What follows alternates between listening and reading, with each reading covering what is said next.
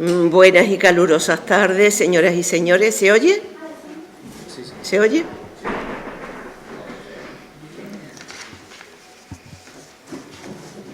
Va a comenzar el acto en el que nuestro académico correspondiente, don Miguel Cruz Giraldez, nos va a dar una conferencia sobre Elio Antonio de Nebrija y la literatura de su tiempo. Para esta conferencia hará la presentación nuestro académico numerario, ilustrísimo señor don Rafael Benjumea. Tiene la palabra.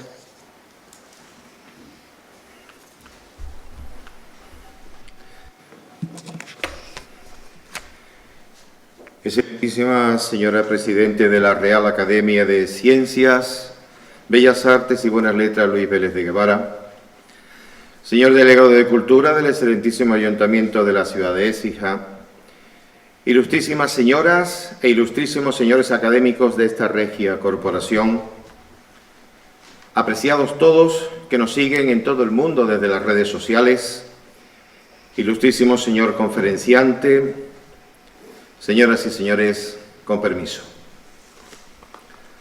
Sócrates, allá en la Grecia antigua, la que fue cuna del conocimiento, en una de sus muchas reflexiones sobre la dignidad del hombre, decía: no dejes crecer la hierba en el camino de la amistad. Porque una buena amistad, una amistad verdadera, de esas que perduran en el tiempo, debe ser nutrida con frecuencia. Hay que regarla, hay que mantenerla actualizada continuamente con grandes dosis de generosidad, de cariño, de amor, de respeto, de correspondencia y de lealtad. Sobre todo, de lealtad. Valores estos en los que se asientan los cimientos de toda buena relación entre hombres de buena voluntad y sobre los que se fundamenta, como es el caso, el nexo inalterable que mantiene el orador que esta tarde, una vez más, hasta nosotros llega, y que hoy, como ayer y como siempre, se preocupa, porque para él es materia grave, de salvaguardar esa solidez adquirida que desde su ingreso en esta Real Corporación allá por el año 12 ha sido o ha ido increciendo y con el paso del tiempo ha estrechado lazos de consistencia entre la Vélez de Guevara y el amigo que es hoy objeto de estas palabras, su correspondiente en la capital hispalense, el ilustrísimo señor don Miguel Cruz Giraldez. Don Miguel no necesita de presentación alguna porque él es parte arterial de esta Real Academia. Así lo siente, así lo vive y así nosotros se lo agradecemos. Si bien es verdad que atendiendo al protocolo establecido, hoy me debo al alto honor de ceder la palabra a este hombre elegante que desde el conocimiento dinamiza con la autoridad adquirida en los muchos años de estudio, investigación y docencia, un campo que domina a la perfección y del cual nos aporta, cada vez que ocupa este atril, datos relevantes y sorprendentes que enriquecen aún más, si cabe, el Olimpo de la cultura, aportando así, desde sus continuas inmersiones en legajos, escritos y libros de aroma y sello rancio, una amalgama de buenas razones para que todos conozcamos lo que con exactitud aconteció ayer y que debemos hoy preservar para entregar en las mejores condiciones posibles a las generaciones venideras como el más grande de los tesoros, nuestra historia, la radiografía perfecta de lo que somos, lo que nos habita y lo que nos identifica, porque lo hemos ido construyendo con el devenir de los siglos.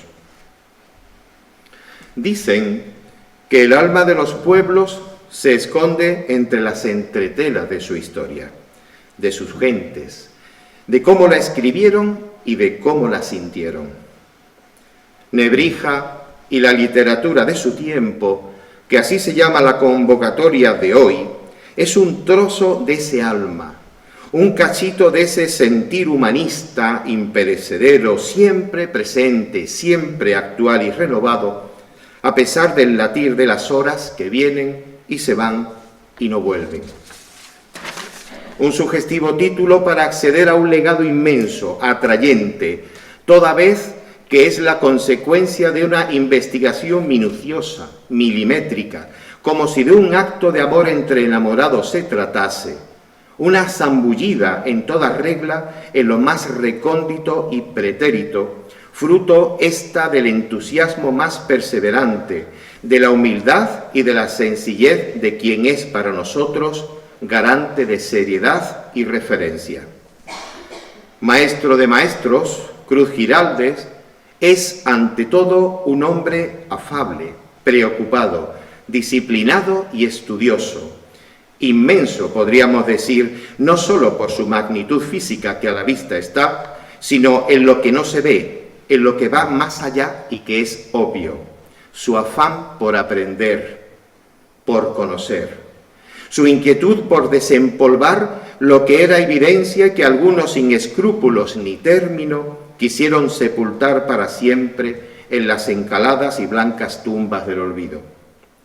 Connotación esta, señoras y señores, la de un sevillano único, sin dobleces ni medias tintas, cabal y comprometido. Un sevillano ávido de inquietudes por empaparse hasta lo indecible de esa sabiduría escrita que se repite y repite con el devenir de lo cotidiano, pues su máxima siempre fue aquella que dice: conocer el pasado para entender el presente. Un sevillano que nació en su casa, como nacían los niños de antes, un día de esos del estío veraniego del 56, más o menos como hoy, ¿verdad? Lo digo por lo de la calor.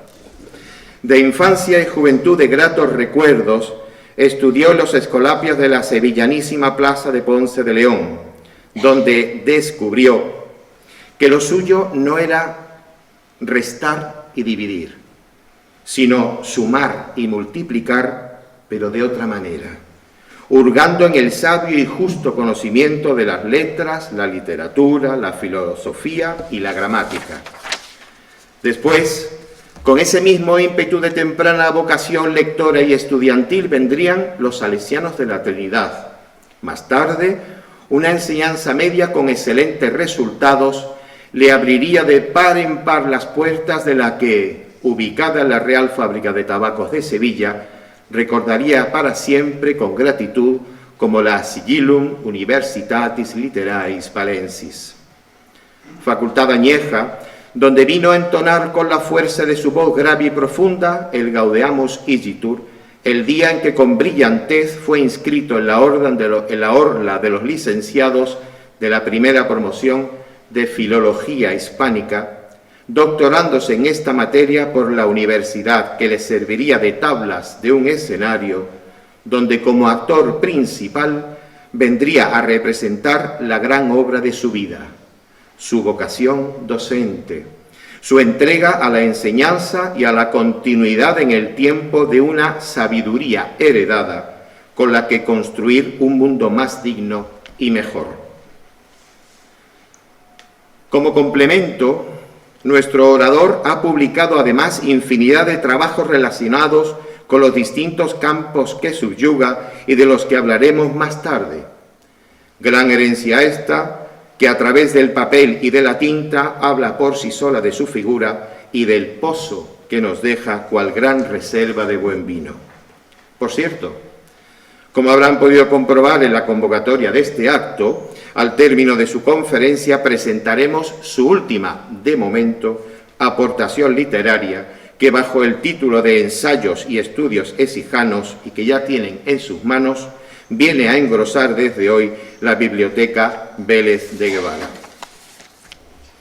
Amante de todo lo que huela a humanismo, Cruz Giraldez ha experimentado esa catarsis necesaria que le ha llevado incluso a coquetear de forma directa con la historia del arte y que tras su plácida travesía por aguas calmas le hizo cruzar la bocana de un puerto donde se amarraría fuertemente y para siempre a ese dique que fue y es su musa, su amor y su constante inspiración, la filosofía y las letras.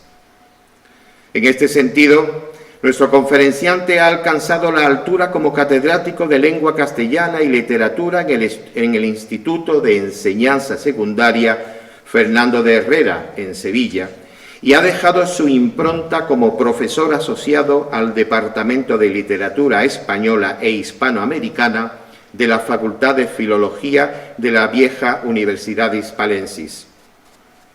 Por otro lado, la UNED sevillana supo de él y de su bien hacer entre 1985 y 2020, años estos en los que fue reconocido como destacado profesor y tutor. En la Facultad de Ciencias de la Educación instruye a los muchos discípulos que se inician tanto en las materias de su especialidad como en las que destina a la propia formación docente, línea esta que inició en este departamento de la Universidad Hispalense y que prosigue ahora en el actual máster para la formación del profesorado. Su actividad investigadora se ha centrado preferentemente en los temas y problemas de la literatura española contemporánea, ámbito en el que se sitúan sus principales libros, sobre todo Vida y Poesía de Rafael Lafón, tesis doctoral esta, que es una importante contribución al mejor conocimiento de la poesía sevillana del grupo Mediodía y que es una de sus más egregias figuras. Entre sus numerosos artículos y estudios de investigación literaria editados en relevantes revistas especializadas, destacan documentados trabajos sobre Galdós, Clarín, Antonio y Manuel Machado, Juan Ramón Jiménez, Las Vanguardias, La Generación del 27, etc. Ha dirigido con éxito varias tesis doctorales, trabajos de fin de máster y fin de grado, y participa en diferentes proyectos, congresos y reuniones de carácter científico sobre lo que es la literatura española. Cruz Giralde, señoras y señores, forma parte también como investigador del CEIRA, Centro de Estudios de Investigación de la Religiosidad Andaluza. Es aquí donde sus líneas de investigación se orientan en una dirección bien definida, cuál es la literatura y Sevilla, la literatura y la religiosidad popular, las relaciones entre la literatura y la historia y la literatura y la medicina, campo este en el que también profundiza y en el que, como en los anteriores, ha contribuido con destacadas conferencias y publicaciones de alto calado y nivel. Gracias a su incesante labor de estudio y divulgación, nuestro ponente ha obtenido importantes premios, de los cuales se nos hacen hoy necesarios resaltar aquí, por ejemplo, el concedido por el Archivo Hispalense, el Ciudad de Sevilla, el otorgado por la Caja de Ahorros San Fernando, el de la Real Academia Sevillana de Buenas Letras y el de la Real Academia de Medicina de Sevilla, de la que, por cierto, es académico correspondiente. En este apartado, cabe decir que también es miembro de las Reales Academias de San Romualdo, en San Fernando, Cádiz, de la Academia Iberoamericana de la Rábida, en Huelva, de la Academia de Letras y Artes de Portugal y de la Academia Portuguesa de Ex Libris, sin olvidar, por supuesto, su pertenencia a esta docta casa, la Vélez de Guevara de Écija, que tanto cariño, admiración y respeto le profesa. Asimismo, el ilustrísimo señor don Miguel Cruz Giralde es un destacado miembro del excelentísimo Ateneo de Sevilla, desde donde trabaja incansable por elevar a línea muy alta la cultura en la ciudad que le vio nacer. Además, y por si fuera poco, en su extensísimo currículum vitae podemos leer que es oficial reservista honorífico con el empleo de alférez del Ejército de Tierra, habiendo estado destinado con este rango militar en el Centro Regional del Instituto de Historia y Cultura Militar, adscrito al Museo Militar de la ciudad de Sevilla. De lo más hondo, Miguel, de lo más hondo de su persona, podemos sacar a relucir que no cambia por nada el mundo el amor a Sevilla y el de los suyos. La mirada dulce y penetrante de una señora que irradia toda esperanza para el que a ella se acerca y que vive pegadito a San Gil.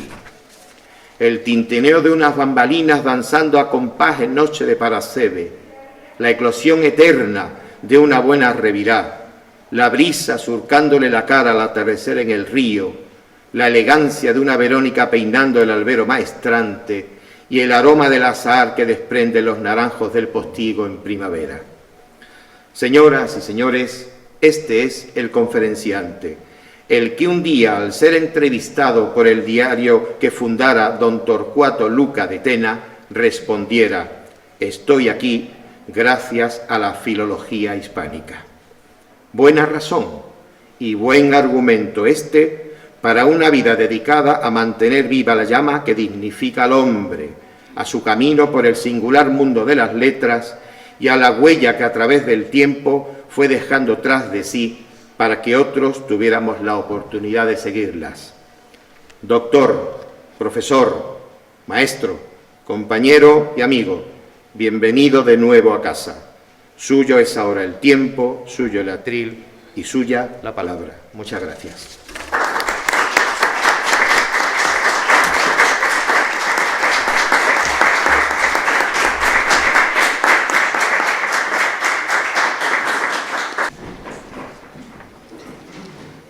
Excelentísima señora presidenta de la Real Academia de Ciencias, Bellas Artes y Buenas Letras, Luis Vélez de Guevara de Écija.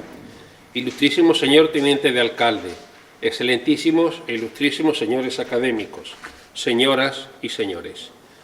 Mis primeras palabras han de ser necesariamente de gratitud, de muy profunda gratitud a esta mi muy querida Real Academia por haberme solicitado mi intervención en este acto y ofrecerme esta prestigiosa tribuna para disertar una vez más sobre un tema que nos toca tan de lleno por constituir una parte importante de mi línea de investigación, la literatura española, y por su actualidad.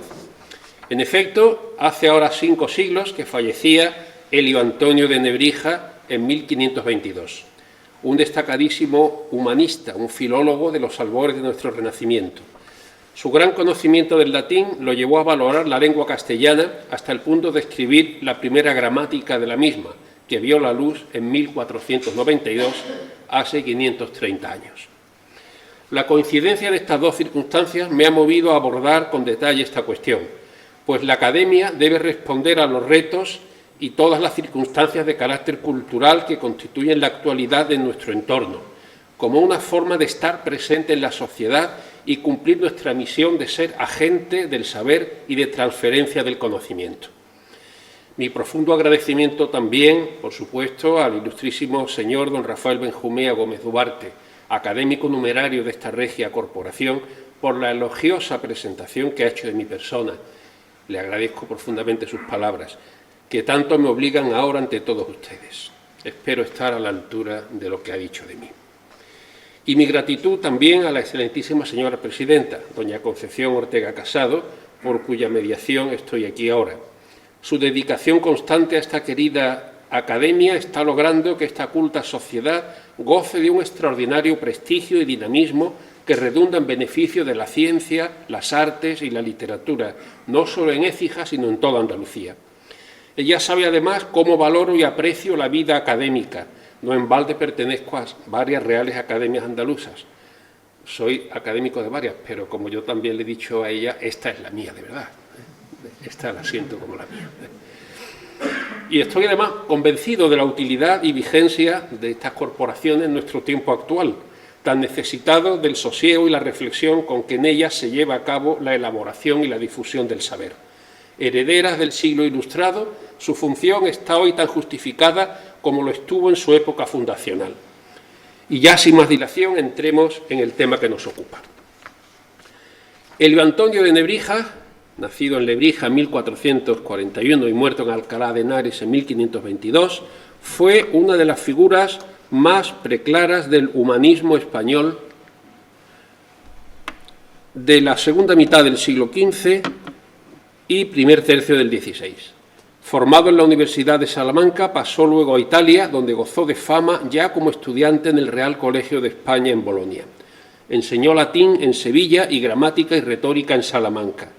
Nebrija ocupa un lugar destacado en la historia de nuestra lengua por ser el autor de la primera gramática de la lengua castellana, 1492, de un diccionario de latín-español ese mismo año y otro de español-latín en 1494, con relativa anticipación dentro del ámbito de las lenguas vulgares.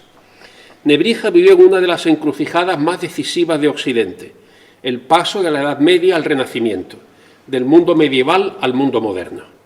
Durante la Edad Media se consideraba que tanto el universo como los seres humanos eran algo creado y protegido por Dios, a quien por ello había de supeditarse todo. De esta forma la providencia divina regía el mundo y el hombre se sentía indefenso y débil. Dios era su refugio y su consuelo. La riqueza, el poder, la gloria y la belleza se consideraban bienes caducos, bienes perecederos, que debían, por lo tanto, despreciarse. A lo largo del siglo XV estas ideas fueron poco a poco cambiando. Ante todo en Italia. Comenzaron a ser leídas y estudiadas las obras de los autores clásicos grecolatinos que despertaron una admiración sin límite por la profundidad de sus ideas y la belleza de su estilo. La visión del mundo que tenían estos autores no coincidía en nada con la antigua concepción teocéntrica del cristianismo medieval.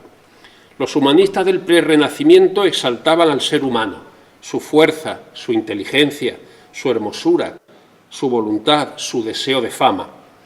La razón humana era lo que debía regir su existencia y todas sus virtudes estaban encaminadas a hacer más noble su vida en la tierra.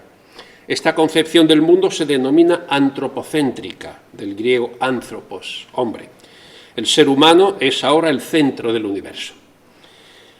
A principios del siglo XV comienzan a ser muy leídos e imitados en España los tres grandes escritores italianos de la época, Dante, Petrarca y Boccaccio. Con ellos llegan la poesía alegórica y la reflexión sobre la intervención de la fortuna o la providencia en el destino y la suerte de los seres humanos. A la vez crece el interés por el mundo grecolatino y se multiplican las traducciones clásicas. La antigüedad aparece ya como un ideal superior que se pretende imitar y resucitar. La Edad Media en la que viven comienza a parecerles bárbara, en contraste con el refinamiento del mundo clásico. La lengua castellana imita entonces la sintaxis latina, busca las oraciones largas y el estilo retórico e incorpora muchos latinismos. El siglo XV se cerrará con la Celestina, una obra excepcional que no se parece a ninguna otra de las aparecidas en su tiempo, reflejo literario de una sociedad problemática que busca encontrar su lugar en el mundo y en el arte. Su singularidad hace difícil su adscripción a un género determinado.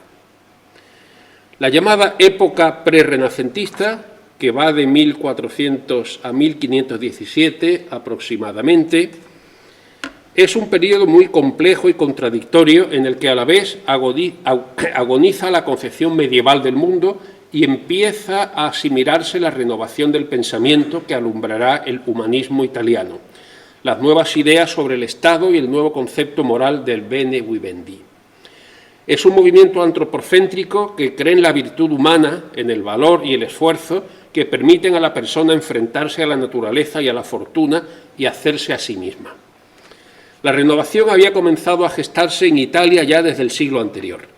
Un factor determinante en este cambio fue el redescubrimiento de la antigüedad clásica, la pasión por recuperar los textos latinos y griegos.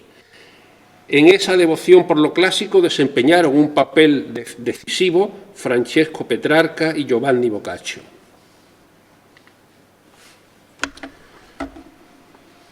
Su labor, junto a la de otros intelectuales, creó un ambiente que fructificó en el 400, en el que el estudio de las humanae literae, es decir, de la literatura, la gramática y la retórica, cobró especial relieve frente a saberes como la teología o la lógica. El término humanista surgió en principio como un tecnicismo universitario para designar a los profesionales de la gramática y la filología.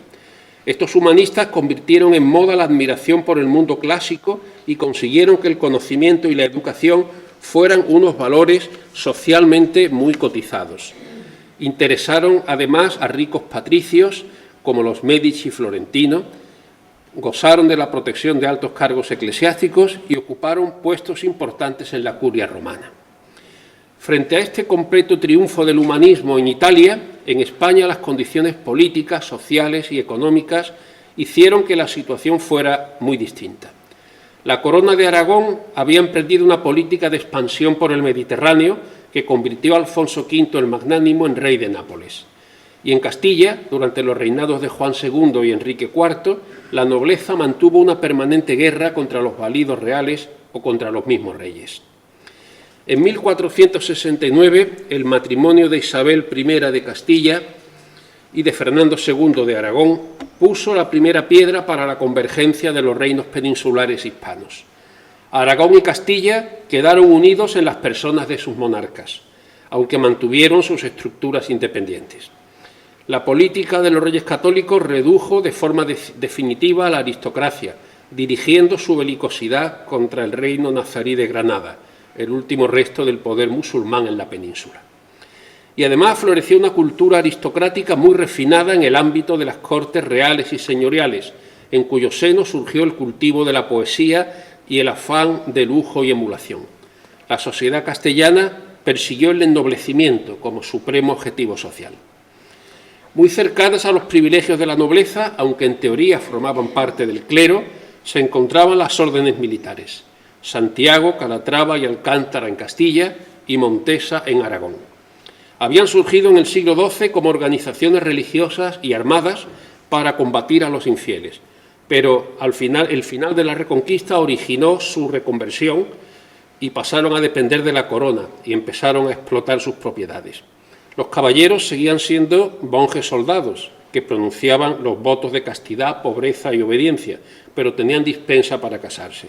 Sus posesiones, sus rentas y su influencia les conferían un notable poder en la sociedad y en el Estado. Junto a la burguesía urbana, ocupada en la burocracia estatal, letrados, funcionarios, la empresa, el comercio, la industria o el saber, médicos, profesores universitarios, convivían los artesanos, aprendices, criados y en el ámbito rural una gran masa de jornaleros. Y en esta estratificación social pervivían las minorías étnico-religiosas no asimiladas, musulmanes y judíos, en una convivencia cada vez más difícil y problemática con la mayoría cristiana. En 1492, bajo el reinado de los Reyes Católicos, se produjeron unos hechos fundamentales que marcarán la historia de España en los siglos siguientes: la expulsión de los judíos y el descubrimiento de América. La primera medida estaba orientada a la unificación espiritual del nuevo Estado. La marcha de los judíos fue económicamente desastrosa para Aragón, porque estos se dedicaban allí a la artesanía, el comercio y otras profesiones liberales. En Castilla la emigración fue menor debido a las conversiones de la clase alta judía. No obstante, los conversos siguieron siendo marginados por las leyes y rechazados por la sociedad, que levantó barreras como el concepto de limpieza de sangre y el de cristianos viejos, además del aparato represor institucionalizado de la Inquisición. Las primeras manifestaciones del humanismo castellano se produjeron con posterioridad a 1420, para alcanzar su madurez a lo largo de la segunda mitad de la centuria, justo en la época en la que nace Nebrija y se forja su personalidad.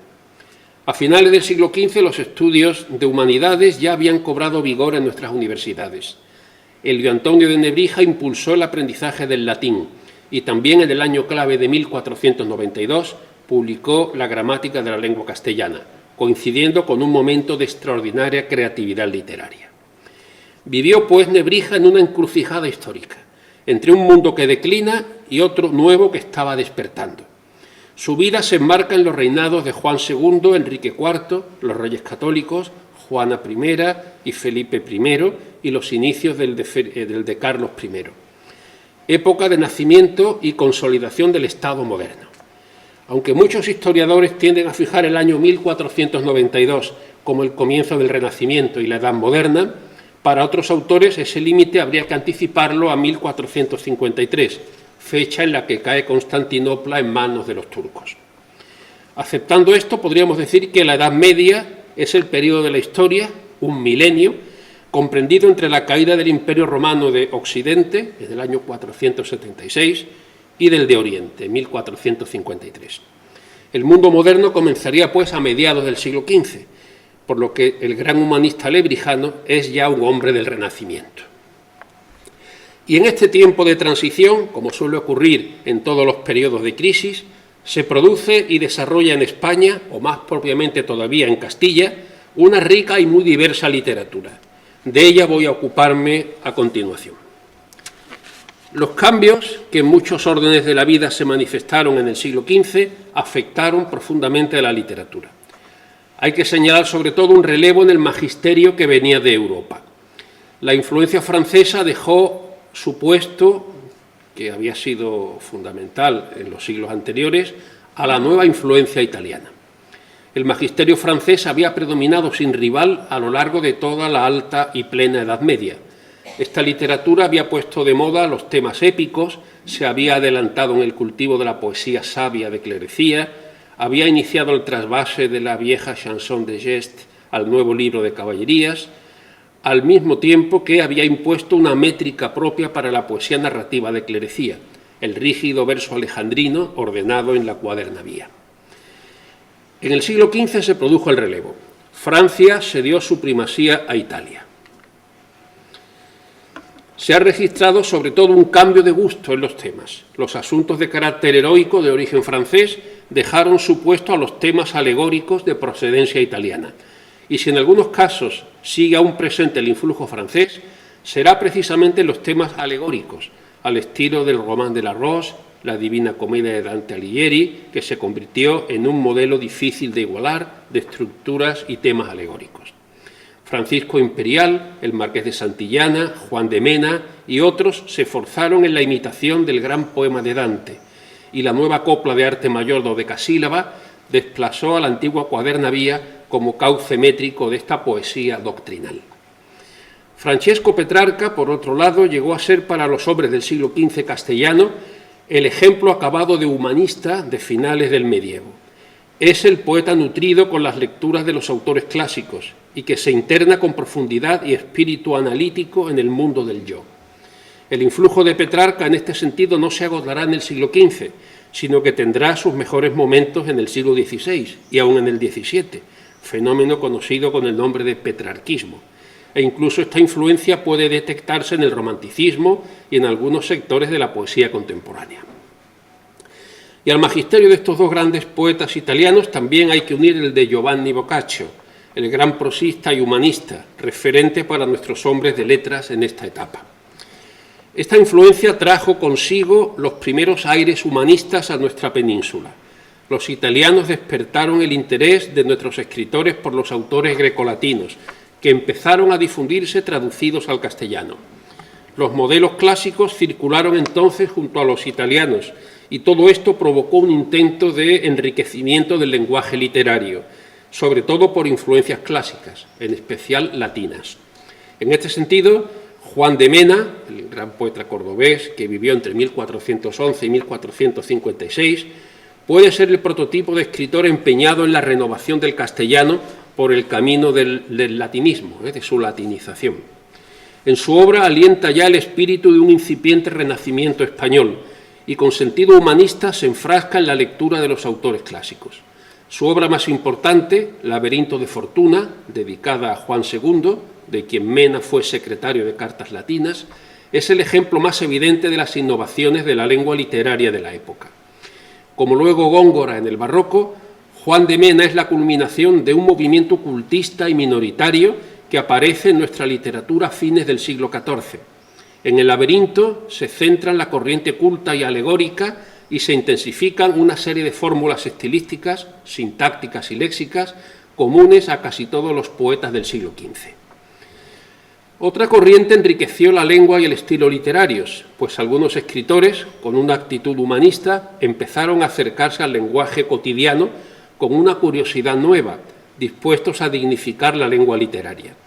De este modo se incorporaron al lenguaje literario expresiones, refranes, giros y términos propios del habla diaria, y se escribieron páginas donde este habla era la norma estilística, esta habla.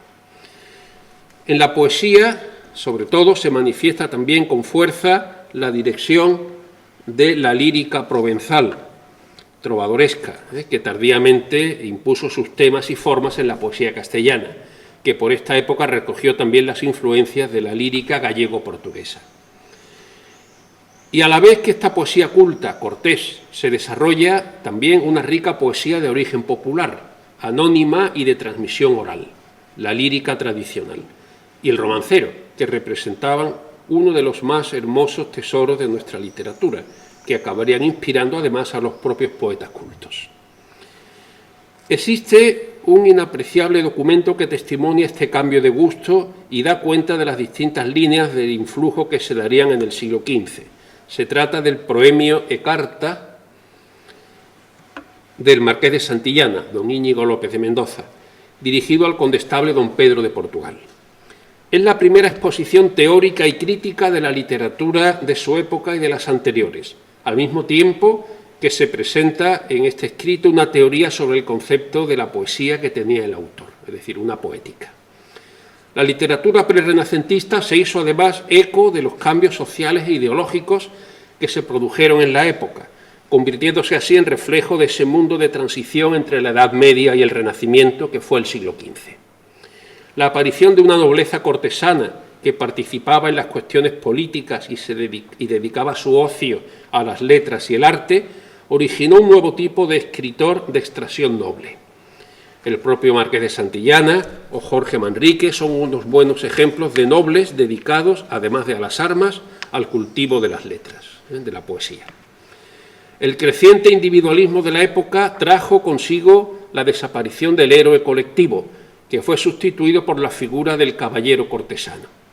Y al igual que los cantares de gesta habían narrado las hazañas de los viejos héroes épicos, un nuevo género, la biografía, a caballo entre la literatura y la historia, surge para ensalzar a determinados personajes cortesanos. En esta corriente biográfica encontramos escritores como Hernando del Pulgar, con sus claros varones de Castilla, o Fernán Pérez de Guzmán, con Generaciones y Semblanzas. En gran medida, como hemos dicho, la literatura del siglo XV es un fiel reflejo de la sociedad cortesana y se siente comprometida con los hechos políticos sociales de aquel momento. En la corte se desarrolló una poesía de juego, con disputas sobre temas insignificantes, en la que los poetas lucían su ingenio y amaneramiento formal. Eran obras de circunstancia, surgidas en el ámbito cortesano y dirigidas a un público selecto. Pero otros poemas se convirtieron en instrumentos y vehículos de la crítica de aquella época, hasta tal punto que la poesía satírica y didáctico-política se ha considerado como la modalidad más destacable de la poesía del siglo XV. Estas coplas están destinadas al ataque personal de los cortesanos, incluso van dirigidas a veces contra el rey, a los que se alude en su mayor intimidad, hasta en ocasiones se persigue también la meta de politizar al pueblo. Estas poesías se hallan en los cancioneros o se difunden sueltas y anónimas, como por ejemplo las coplas de Ay Panadera, las coplas del Provincial o las coplas de Mingo Rebulgo. La sátira política se encuentra también en obras de algunos de los grandes poetas cultos del siglo XV, Santillana, Mena, Gómez Manrique, etc. La obsesión general por la muerte se manifestó en una rica y muy nutrida poesía elegíaca y en las denominadas danzas de la muerte, representación macabra donde la muerte aparecía ineludiblemente ante pobres y ricos, igualando a todos. En la propia creación literaria se produjeron también cambios relevantes. Así, frente al anonimato que caracterizó a buena parte de la literatura de la Edad Media, el autor prerrenacentista no solo afirma su autoridad, sino que además cuida sus obras y se preocupa por su correcta transmisión. Y en lo tocante a la intención de la obra, la finalidad didáctica medieval deja paso ahora a una literatura concebida muchas veces como juego intrascendente, que desarrollaron sobre todo los escritores nobles que vivían en la corte. Entre las novedades más importantes en lo que toca a los temas, géneros y tendencias literarias de este siglo, señalaremos los principales. Los temas más característicos de la literatura prerrenacentista castellana son el amor cortés, la muerte, la fama y la fortuna. En ellos se manifiestan los grandes cambios producidos en las formas de pensar y de vivir. El amor cortés tiene su origen en la poesía trovadoresca desarrollada en Provenza a partir del siglo XII. Su concepción amorosa llegó a constituir un auténtico código y se caracteriza por la fuerza o virtud ennoblecedora que le es inmanente. El galán poeta reconoce la superioridad de la dama, a la que presta una sumisión de vasallaje. La dama se muestra esquiva, incluso cruel en algunos casos con el poeta enamorado, por razón de su honra. Por ello, este amor se desenvuelve entre suspiros y súplicas de insatisfacción, dentro de la más delicada discreción, constancia y obediencia. Y la muerte, considerada como fatal destino, es otro tema constante en la literatura de la época. Las clases más acomodadas, nobleza y burguesía, habían logrado una vida cómoda y digna. La corte y la ciudad reunían ahora unos medios antes no pensados, y la vida era ya más amable y placentera. Vivir comenzaba a tener más atractivo. Por eso mismo la muerte venía ahora a destruir todos esos logros y el bienestar conseguido con tanto esfuerzo. En forma de epidemias o de brutales guerras, la muerte se presentaba más de improviso y sin duda menos oportuna que nunca. Cuando el hombre barruntaba nuevos tiempos más amables, parecía que el hilo de la vida era más sutil, más delgado, y lo peor era que la fe en el más allá también se había debilitado. Por todo esto, no es extraño que el tema de la muerte llamase con tanta fuerza la atención del hombre del siglo XV, al que sorprendía sobre todo no como paso para la vida eterna, sino como un elemento perturbador y delator de la caducidad de la vida. Y tras la muerte, la fama es el único rastro que queda del paso de los hombres por esta vida. Esto explica el interés de los poderosos en que su memoria se recuerde, mediante suntuosos monumentos funerarios, por ejemplo, erigidos en iglesias o catedrales, o bien en poemas elegíacos, a veces de encargo, o en crónicas y biografías, para dejar constancia a las generaciones venideras de su existencia terrenal. La fortuna aparece en la abundante literatura doctrinal de la época de un modo muy relevante. Se trata de un tema que atrajo como pocos la reflexión meditativa, y se actualizó además por las vicisitudes políticas. El Marqués de Santillana lo cultivó en varias obras: Comedieta de Ponsa, Diálogo de Vías contra Fortuna, Doctrinal de Privados, y Juan de Mena le dedicó su gran poema alegórico, El laberinto de Fortuna, donde expone las distintas concepciones que le daba el hombre de ese momento. Fortuna aparece en forma de diosa mudable, caprichosa, que mueve los destinos del mundo y las ruedas de los destinos de los mortales. Como estos dos grandes autores, otros muchos se preocuparon también por el tema de la fortuna, cuyo poder unas veces es visto como algo absoluto y caprichoso, y otras se somete a Dios, a la voluntad divina, como delegada suya en la tierra. Así se conjugaban la mitología clásica y la tradición cristiana, en una rica síntesis plenamente humanista. En este ambiente floreció, pues, una poesía culta, desarrollada a todo lo largo de la centuria, que sigue muy de cerca los modelos procedentes de las literaturas provenzal e italiana. Esta poesía comprende dos líneas estéticas, dos vertientes formal y temáticamente diferentes: la poesía de cancionero y la poesía alegórica, que a veces confluyen en un mismo poeta, como en el ecijano Garci Sánchez de Badajoz.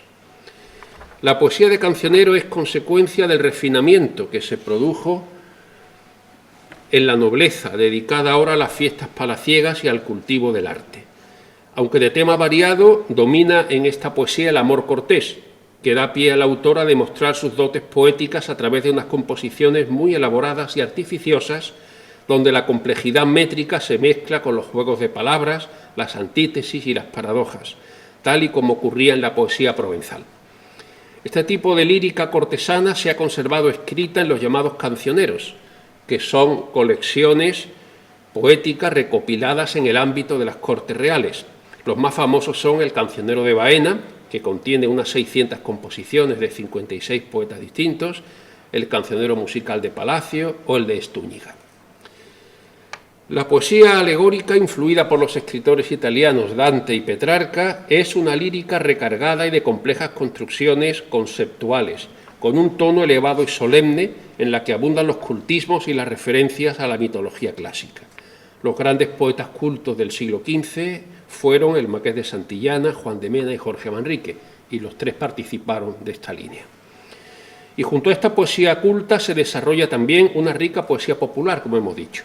Las canciones que el pueblo cantaba, asociadas generalmente a determinados juegos o trabajos, o con motivo de las fiestas y celebraciones, constituían un corpus lírico que venía transmitiéndose oralmente desde la Edad Media. Sus muestras más antiguas, las jarchas en lengua mozárabe, se remontan al siglo XI y tienen su equivalente castellano en los villancicos. Estos poemitas se difundieron como letras de canciones y luego a través de pliegos sueltos. Se trata de una forma estrófica breve que se compone de un estribillo, 2 o 3 versos que se repiten total o parcialmente al final de todas las estrofas, y de una glosa que desarrolla el contenido del estribillo. El tema de estas composiciones es casi siempre amoroso y los sentimientos se expresan con gran lirismo. En el siglo XV algunos poetas cultos empezaron a recoger e imitar esta bella lírica hecha y cantada por el pueblo. Tal es el caso, por ejemplo, del Marqués de Santillana o de otros autores que incluyeron en sus poemas algunos versos de carácter tradicional. Por ejemplo, sospirando iba la niña e non por mí, que yo bien se lo entendí. Dentro de la poesía popular de la época destacan también los romances, que son composiciones épico-líricas formadas por un número variable de versos octosílabos, cuya rima es asonante en los versos pares y quedan sueltos los impares. El carácter oral de los romances hace muy difícil fijar con completa exactitud la fecha en que aparecieron. La copia más antigua que conservamos data de 1421, aunque posiblemente surgieran en el siglo anterior. Los romances tuvieron un intenso desarrollo en el siglo XV. En los años finales de la centuria, la literatura popular se puso de moda entre los poetas cultos y en el ámbito cortesano, y los romances empezaron a recopilarse en unas colecciones impresas denominadas romanceros. Estas colecciones cobraron un gran auge y en el siglo XVI los poetas cultos empezaron a reelaborar romances populares y a componer otros nuevos. Los textos más antiguos de la tradición oral, que son de carácter anónimo y procedencia medieval, constituyen el llamado romancero viejo, y los que fueron creados después por autores conocidos forman parte del romancero nuevo. También durante el siglo XV conoció la literatura en prosa un gran auge, debido a la extensión de la lectura. Era una prosa basada en la imitación de los clásicos latinos y de los modelos italianos. En general se trata de una prosa de carácter humanístico, llena de cultismos, pero que abre el camino de la floreciente prosa del siglo XVI. Además de la abundante prosa histórica, crónicas y biografías, la prosa de ficción se desarrolla a través de dos géneros, la novela de caballerías y la novela sentimental. La primera narra las aventuras de un caballero al que le mueve tanto el amor por su dama como el afán de aventuras y de heroísmo individual. Este género conocerá su plenitud ya en el siglo XVI, pero es justo ahora en el XV cuando aparecen dos de sus obras maestras, Tirante el Blanco, traducción castellana del Tirant lo Blanc, escrita en catalán por el valenciano Joanot Martorell, y El Amadís de Gaula, obra que sufrió distintas reelaboraciones hasta la redacción definitiva a finales del siglo XV por Garci Rodríguez de Montalvo y que fue editada en 1508. Y la novela sentimental responde a los nuevos gustos e ideales de esta época de inspiración burguesa que se abren paso en la segunda mitad del siglo XV. Es una novela de carácter epistolar marcada por el intimismo y la subjetividad, en la que la pasión amorosa se describe con un estudiado detenimiento. Cárcel de amor de Diego de San Pedro es la mejor muestra de este tipo de relatos. Y el teatro. En Castilla, la producción teatral medieval fue muy reducida y se limitó a escenas religiosas, como muestra el Auto de los Reyes Magos, una primitiva pieza anónima del siglo XII. En realidad, el primer escritor al que podemos caracterizar como dramático pertenece ya al siglo XV. Se trata de Gómez Manrique, autor de la representación del nacimiento de nuestro Señor, obra que se inscribe aún dentro de la tradición medieval. El auténtico despertar del teatro castellano se debe a un autor de finales del siglo XV, Juan de la Encina, quien se acerca ya a los nuevos aires, gustos y formas renacentistas. A él se debe el inicio de toda una tradición de piezas de teatro profanas, alejadas ya de los antiguos temas religiosos medievales. Pero la verdadera obra cumbre del teatro de esta época de transición es La Celestina, la tragicomedia de Calisto y Melibea, una obra que refleja claramente la crisis de las viejas ideas medievales y la llegada del mundo renacentista, del mundo nuevo. Y un nuevo modo de difusión vino a transformar entonces radicalmente la transmisión del saber y de la propia obra literaria. Me refiero a la imprenta, surgida en lo que el historiador Johann Huizinga llamó el otoño de la Edad Media, cuando ya se alumbraban los nuevos tiempos. La imprenta será un poderoso instrumento para difundir los conceptos de un universo científico y cultural que se veía ya a sí mismo de una manera diferente. La primera imprenta española se puso en funcionamiento en Segovia en 1472 y luego se instalaron otras en Barcelona, Zaragoza, Burgos, Valencia y Sevilla. A finales del siglo XV había cerca de una treintena de talleres de impresión distribuidos por toda España, algunos en importantes monasterios, como el de Montserrat. Los reyes católicos establecieron un control sobre los impresos en 1502, poco antes de la muerte de la reina Isabel. Y en 1515 el Papa León X fijaba la censura previa para las obras de toda la cristiandad. No podían imprimirse libros sin autorización del obispo de la diócesis donde radicara la imprenta. Pero a pesar de estas trabas, de aquellas imprentas salieron grandes cantidades de libros. Todavía, con un alto precio, pusieron las nuevas ideas al alcance de un público que raramente había tenido antes acceso a los textos, que eran manuscritos hasta ese momento. Y en esta revolución tecnológica que fue la imprenta, entraron pronto de lleno los escritores castellanos, hasta el punto de que las obras cumbre de esta etapa pertenecen ya a la nueva tradición impresa. Es el caso de las coplas a la muerte de su padre, de Jorge Manrique. El mejor poema lírico del siglo XV fue compuesto a raíz del fallecimiento del padre del autor, un hecho que ocurrió en 1476, solo 3 años antes de la muerte del poeta en una acción de guerra a favor de la reina Isabel frente a los partidarios de la llamada Beltraneja. De este genial poema no hay manuscritos, como tampoco los hay de la Celestina. Son ya obras impresas, pertenecen a otra tradición. Solo hay ediciones que se multiplicaron en los años finales de la centuria, contribuyendo a la fama que desde entonces ha acompañado este poema. Por su significado y valor como obra maestra de la poesía española, las coplas han sido muy estudiadas y muy valoradas siempre. Los críticos en su mayoría aceptan hoy que el poema, con sus 40 sextinas dobles, tiene una estructura organizada en 3 partes distintas, pero coherentes. La primera parte, las coplas 1 a la 13, se sitúa en un plano general. El autor plantea una serie de consideraciones de valor universal sobre la muerte.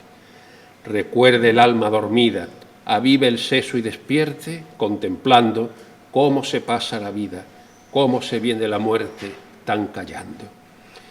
Cuán presto se va el placer, cómo después de acordado da dolor, cómo a nuestro parecer cualquier tiempo pasado fue mejor. Bueno, fíjense que la lengua prácticamente es moderna, no hay grandes diferencias del castellano de esta época ya con el castellano de hoy.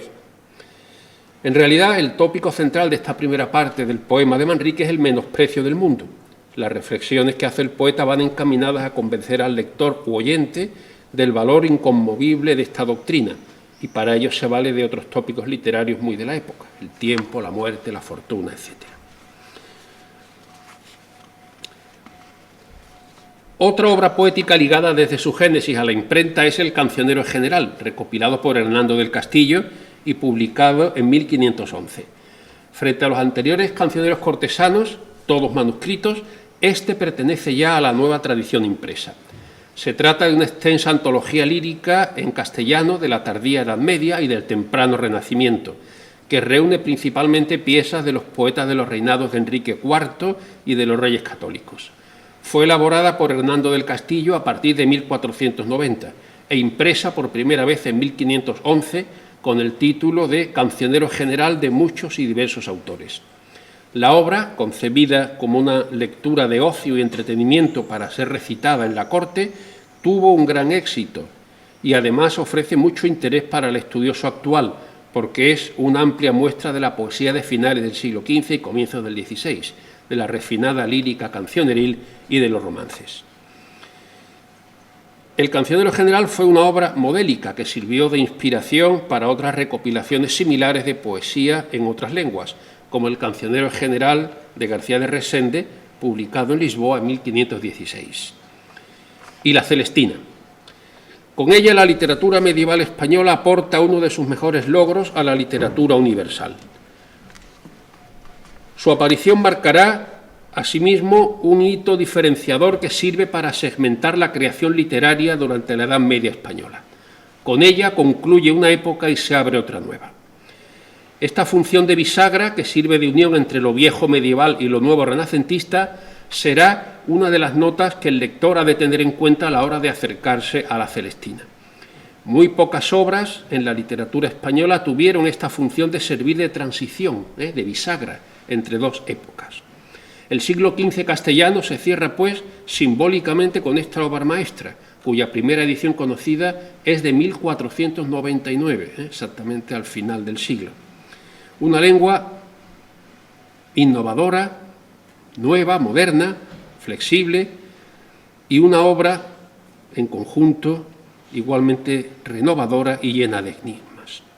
Su visión del mundo como un caos sin sentido, como un laberinto de errores, se anticipa a las páginas más desesperadas de la literatura existencial contemporánea.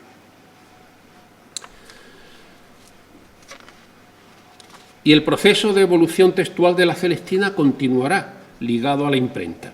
A las ediciones primeras, tituladas Tragicomedia, seguirán luego otras que continúan manifestando cambios en el texto. Primero comedia, luego tragicomedia, hasta la edición considerada definitiva de 1526, que añade además otro acto.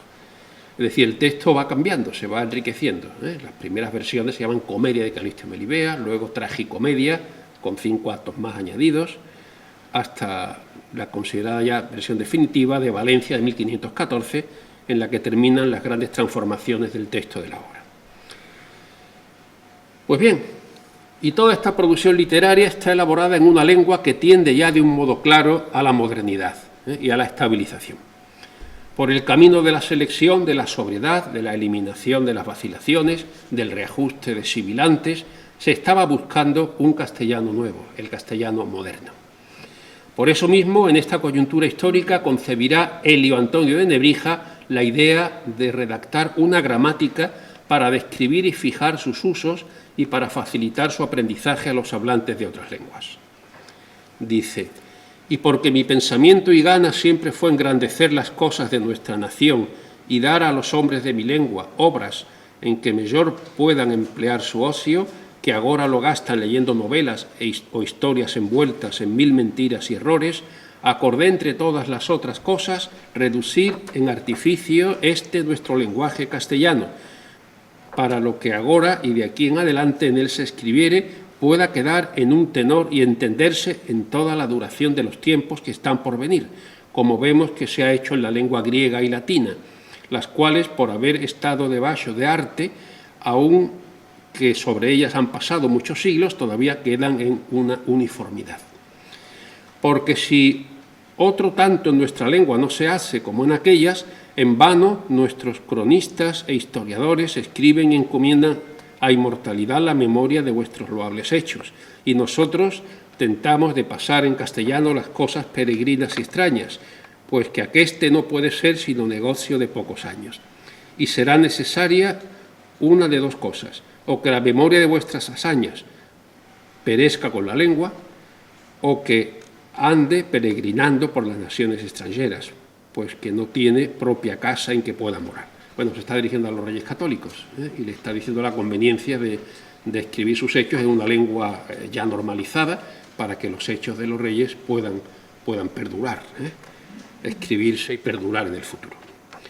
Bueno, pues con estas palabras iniciaba Nebrija el prólogo de su gramática dedicado a los reyes católicos, en concreto a la reina de Castilla, la reina Isabel. Creía nuestro primer gramático que había que fijar las normas de la lengua vulgar, igual que lo estaban las de las lenguas clásicas, para escribir con una voluntad perdurable los hechos históricos que estaban sucediendo en aquella época. Y concebía también que la lengua debía ser aliada del imperio, de la expansión territorial y política que presentía el nebricense, y que unos meses después se confirmaría con el descubrimiento de América, y luego, años más tarde, con la presencia de los ejércitos españoles del emperador, árbitro de la política europea del segundo tercio del siglo XVI, en extensas zonas del viejo continente. La gramática de Nebrija es la primera de nuestra lengua y de cualquier otra lengua vulgar. Nebrija fue ante todo un humanista, imbuido del saber y del conocimiento de la lengua latina, y por eso en su gramática pretendió la adaptación de la gramática latina a la lengua vulgar castellana, un punto de partida hoy discutible y criticable, pero no así muchos de sus logros. De todas formas, consiguió por vez primera fijar como normas básicas los usos de la lengua romance y estableció también de modo completo y organizado las primeras reglas de la ortografía castellana. Animaban a Nebrija, y así la recogió en su obra, las ideas lingüísticas del Renacimiento acerca de las lenguas romances, la atención de éstas al mismo nivel que el latín, la lengua clásica por excelencia, y la alabanza de los idiomas vulgares. El final de la Reconquista vino pues acompañado por la expansión del idioma de los vencedores a casi toda la península. Fue en ese contexto político de primacía y proyección cuando, en 1492, Nebrija publica su gramática. La madurez vital e intelectual de Elio Antonio de Nebrija coincide con el reinado de los Reyes Católicos y en esa época fue frecuente la vinculación de los intelectuales y humanistas al ámbito cortesano, pues estos veían en los monarcas unas personas providenciales para la ansiada restauración de España, a la par que unos protectores y mecenas. Sobre la reina católica escribió también Pedro Mártir de Anglería, gran erudito italiano llamado a la corte para enseñar latín y otras disciplinas del humanismo. Y Fernando el Católico, ante la educación borgoñona que su nieto Carlos estaba recibiendo en Flandes, decidió enviar allí al humanista jienense Luis Cabeza de Vaca con el propósito de que actuara como contrapeso a las doctrinas que le inculcaban al futuro heredero. Y Nebrija participó igualmente en este clima cortesano, en este clima áulico. La reina Isabel le mandó en 1481 que tradujera al castellano sus Introducciones Latinae, un manual para el aprendizaje del latín, para que las monjas y las damas de la corte que no sabían esta lengua pudieran aprenderla. Esta obra se convirtió en el núcleo de la nueva educación humanista en Castilla, que se apoyaba en el conocimiento del latín clásico como único camino para la lectura de los grandes escritores latinos. Quedaban así relegadas todas las complejas discusiones tan aparatosas de las escuelas de la Baja Edad Media en torno a pormenores y asuntos de escasa o mínima importancia, y reorientada la exhibición de los métodos dialécticos. La novedad de su concepción pedagógica y sus clases de retórica en la Universidad de Salamanca le ocasionaron serios enfrentamientos con algunos colegas, algunos profesores que no compartían su método ni tampoco su actitud académica. Esto es muy universitario, ¿eh? Al cabo, fiel a sus principios docentes, impartió aquella misma disciplina en la nueva Universidad de Alcalá de Henares, fundada por el cardenal Cisneros, hombre clave de la política de su tiempo, que enseguida se convirtió en el referente del humanismo y de la filología renacentista. Y Cisneros, dada la reputación y conocimientos de Nebrija, le encargó en 1502 la tarea de revisar los textos latinos y griegos para la edición de la Magna Biblia Políglota Complutense. Nebrija concebía la lengua como un instrumento del imperio, al estilo de cómo lo había sido el griego y luego, sobre todo, el latín, y la gramática como la base de la normalización de esta lengua. En la introducción a su gramática, fechada el 18 de agosto, fíjense la fecha, 18 de agosto de 1492, escribió que la lengua fue siempre compañera del imperio. Faltaban unos meses para que Colón llegara a América. En esa época de triunfo y de expansión para una nueva España gobernada por los reyes católicos, Fray Bartolomé de las Casas expresó con grandilocuencia el deseo de los monarcas de abrir las puertas de la geografía. Se abrían las puertas de la geografía y también las del espíritu y del acceso a la cultura con la gramática castellana. En algunos aspectos y valoraciones, Nebrija nos puede parecer hoy optimista, en cuanto que nos dice que el castellano ha llegado a su momento cumbre y que ya solo espera que venga el declive. Ignoraba que estaba por venir el gran esplendor del siglo de oro, Garcilaso, por ejemplo. ¿Qué declive? Estaba comenzando el esplendor de la expansión del castellano y de su máximo encubrimiento literario hasta ese momento. Aún pasarían algunos decenios y se necesitaría la publicación de nuestras primeras obras clásicas para poder suscribir lo que había dicho. lo cual eximos en el tiempo más oportuno que nunca fue hasta aquí, por estar la nuestra lengua tanto en la cumbre que más se puede temer el descendimiento de ella que esperar la subida. Los años que transcurrieron entre la muerte de Isabel la Católica y la llegada al trono de su nieto Carlos fueron un tiempo de transformaciones en muchos órdenes de la vida, cambios más profundos que los derivados de marcar los perfiles de la nueva monarquía, ante cuya autoridad la nobleza y la propia Iglesia se plegarán finalmente. La historia de las dos coronas de Castilla y Aragón, circunscrita durante la Edad Media a las cuestiones internas, salvo por el papel aragonés en el Mediterráneo, vivirá un intenso proceso de expansión fuera de los límites peninsulares. Los recursos y energías que se gastaron en luchas intestinas y en el enfrentamiento con los musulmanes se proyectarán ahora hacia el exterior, una vez concluida la conquista del Reino de Granada. Pero las transformaciones fueron aún mucho más allá de lo que representaba el nuevo modelo de Estado y su papel internacional.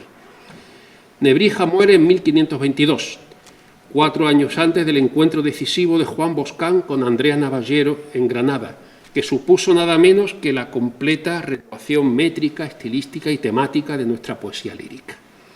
Y esta ascensión, de la mano de Garcilaso, llegaría en los siglos posteriores a unas metas tan altas que no pudo sospechar nuestro primer gramático. Muchas gracias.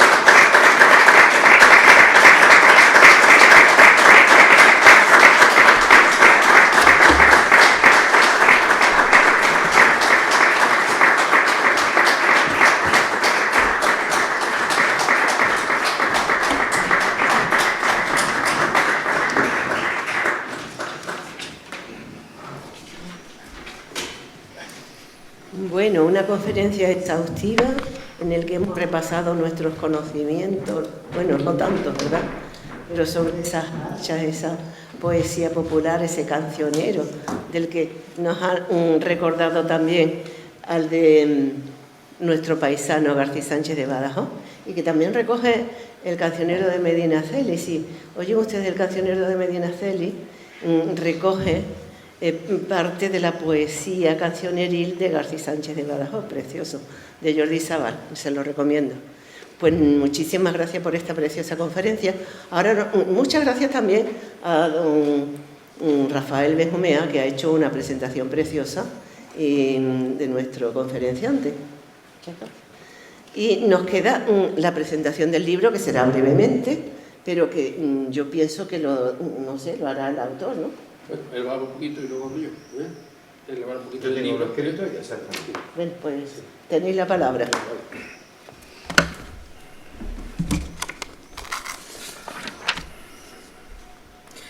Bien, pues agradecemos al ilustrísimo señor don Miguel Cruz Giralde la conferencia que acaba de impartir, con la que celebra nuestra Academia el 500 aniversario de la muerte del gran humanista Elío Antonio de Nebrija.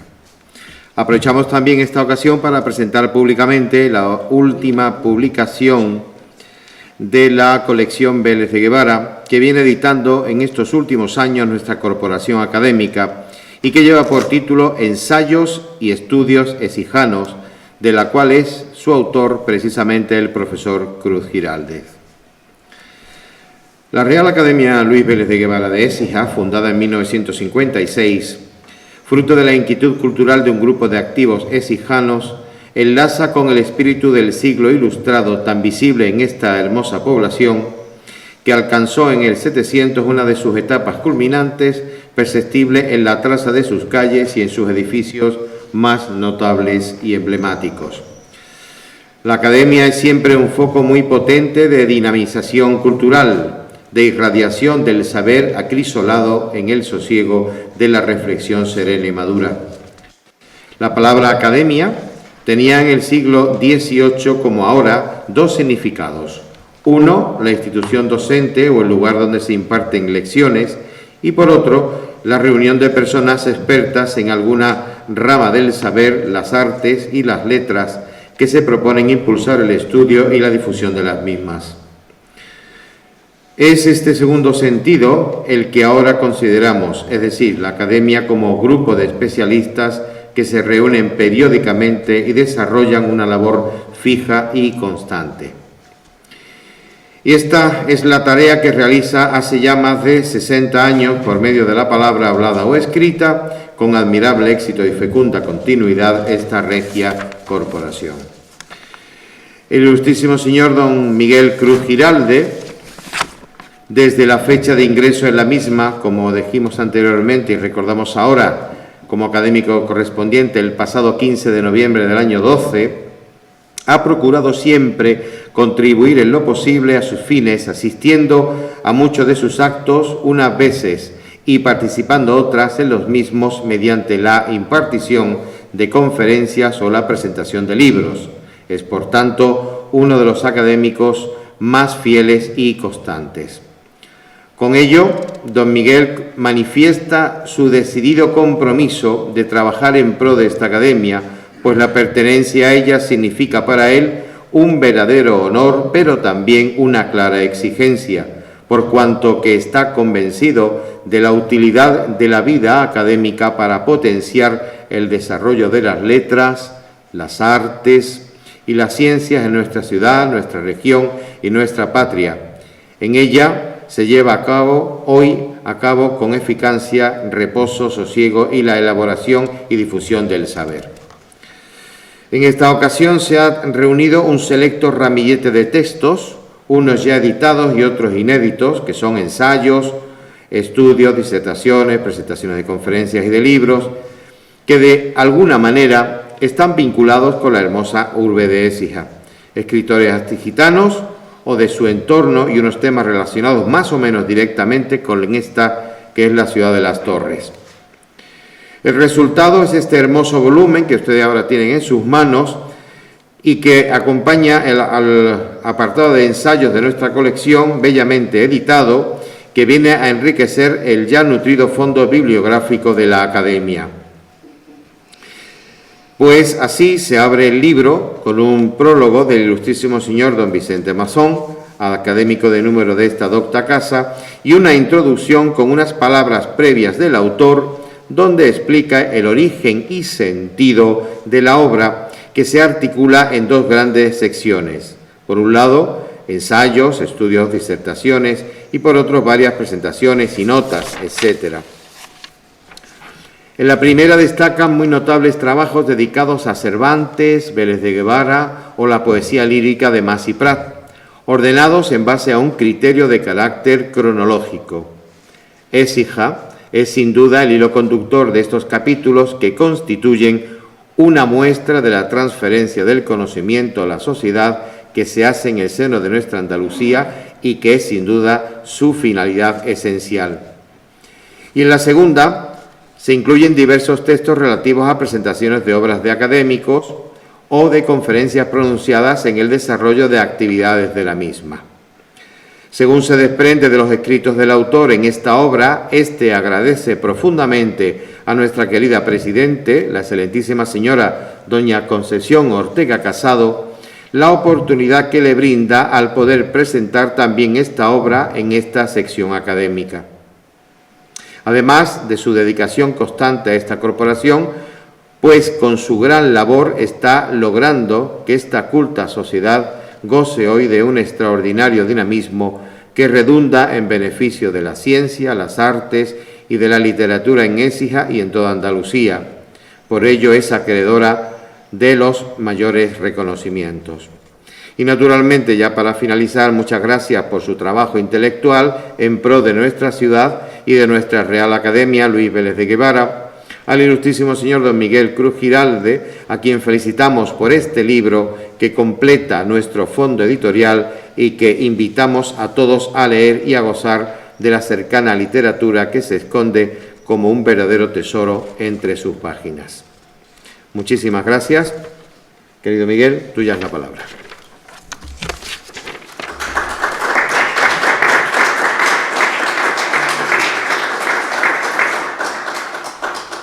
Bueno, solo unas palabras finales de gratitud para expresar mi reconocimiento más profundo a nuestra Real Academia Luis Vélez de Guevara por este regalo que me hace al recoger varios de mis trabajos más recientes en este volumen tan bello y cuidado que hoy se presenta.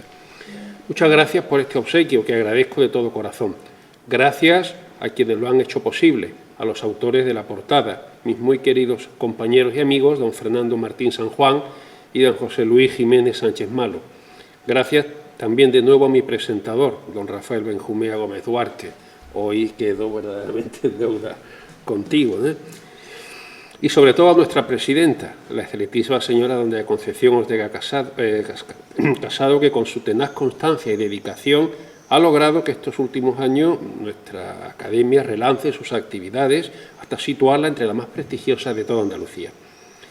Escribir, crear y elaborar conocimiento en el seno de nuestra academia no es solo un deber de todos nosotros, sus miembros, que al ingresar en ella nos comprometimos a colaborar activamente en sus fines, sino también es un gozo pleno. En mi caso, venir desde Sevilla a pasar una tarde académica en esta bellísima ciudad de Écija es todo un lujo del que no pienso privarme. Unas horas fuera de mis preocupaciones habituales para venir aquí a cultivar entre vosotros la cultura y disfrutar de vuestra amistad es un regalo espléndido. La transmisión del conocimiento es mi labor habitual en las aulas, pero aquí, en el sosiego de la tarea académica, es un deber más grato y mucho más placentero. Las academias son unos lugares especiales de encuentro, donde el conocimiento y la cultura tienen cabida. Sin universidades y sin academias, sin cultura, la sociedad se tambalea y el avance se frena, al tiempo que los valores y los principios desaparecen. La educación agavilla una serie de virtudes que forman la base de una sociedad en crecimiento. Cuando la cultura no existe, la vulgaridad y la mezquindad campan por sus respetos. Una sociedad sin academias y sin universidades se iría pudriendo y la mediocridad, la estulticia y la estupidez harían de nosotros una masa deforme, incapaz de pensar y de actuar. Y he descubierto además entre vosotros el amor a una ciudad que me encanta, a la que he dedicado con verdadero entusiasmo, de una forma u otra, los trabajos que aquí se recogen. Gracias por tanto que me habéis dado y que yo procuro corresponder, aunque sigo estando en deuda con Écija, con la academia y con vosotros, por tanto afecto y por este libro que expresa el afán de comunicación, de generar y transmitir el conocimiento que ha de presidir el trabajo académico. Muchas gracias.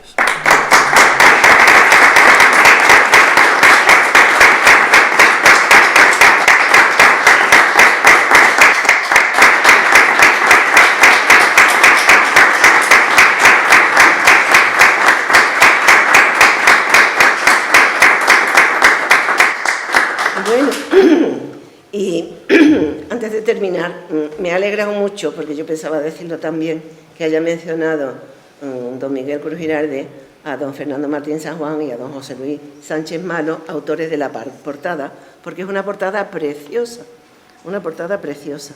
Y verdaderamente esta encuadernación que estamos haciendo con estos diseños, yo pienso que son un lujo, porque no hay ediciones. Es difícil que haya ediciones más bonitas, más bien presentadas, más bien maquetadas y con este diseño de portada tan precioso como son los que nos brindan siempre don Fernando y don José Luis. Muchas gracias, José Luis, tú que estás aquí. Y bueno, quiero darle las gracias también a don Manuel Velázquez, que viene representando a la Academia de Córdoba, a don Luis Moral, que hacía mucho tiempo que no venía y nos da mucha alegría que esté aquí hoy con nosotros y bueno, y a todos vosotros, porque somos la fuerza del futuro, la fuerza de la cultura, la fuerza del razonamiento, del pensamiento, y tenemos que seguir luchando por esto, porque la cultura se imponga, porque el razonamiento se imponga, por divulgar el conocimiento, la poesía, la belleza, el arte. Cuento con vosotros. Se levanta la sesión. Muy bien.